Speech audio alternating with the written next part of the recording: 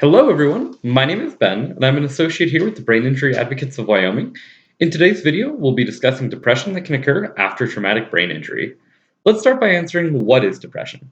Depression is a feeling of sadness, loss, despair, or hopelessness that does not get better over time and can make life overwhelmingly difficult.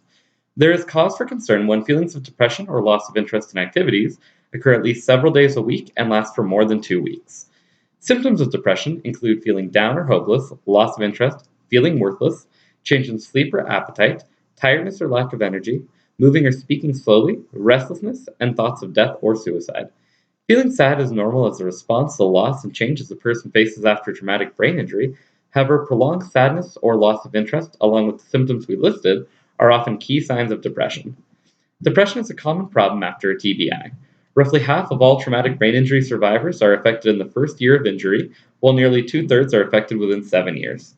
This is a much higher rate of depression than people in the general population, as the general rate of depression is lower than 1 in 10 people. There are several factors that contribute to depression in traumatic brain injury survivors. Physical changes caused by damage to neurotransmitters in the brain can cause depression. Emotional response caused by struggling to adjust to changes or loss after an injury can also affect depression. There are also genetic factors that can put someone at a higher risk for depression as well. There are several things that can be done to help reduce depression after an injury. First, it is important to understand that depression is not a sign of weakness, nor is it anybody's fault. Depression is a medical condition, just like diabetes or high blood pressure, and usually requires the appropriate treatments in order to get better. It is important to seek professional help for depression, as several options, such as medication and counseling, exist as treatment for depression. Antidepressants are medications that help rebalance the brain's natural chemistry. Once the brain's chemistry has been rebalanced, they do not need to be taken forever. Each person will vary in the time that it takes for them to wean off the medication, and you should always consult your physician before you stop taking the medication. There are several different types of antidepressants that can help treat depression, such as SSRIs and SNRIs, which are two of the most popular types of antidepressant that can help a person with a brain injury that suffers from depressive issues. MAOIs and TCAs are two types of antidepressants that should be avoided, however, because they have been shown in many cases to have an adverse side effect on patients with traumatic brain injuries. Antidepressants may take a few weeks before you start feeling better, and you should always consult your doctor if you do not feel better after that time frame, as different medication or larger doses may be required. Another treatment option for depression is counseling.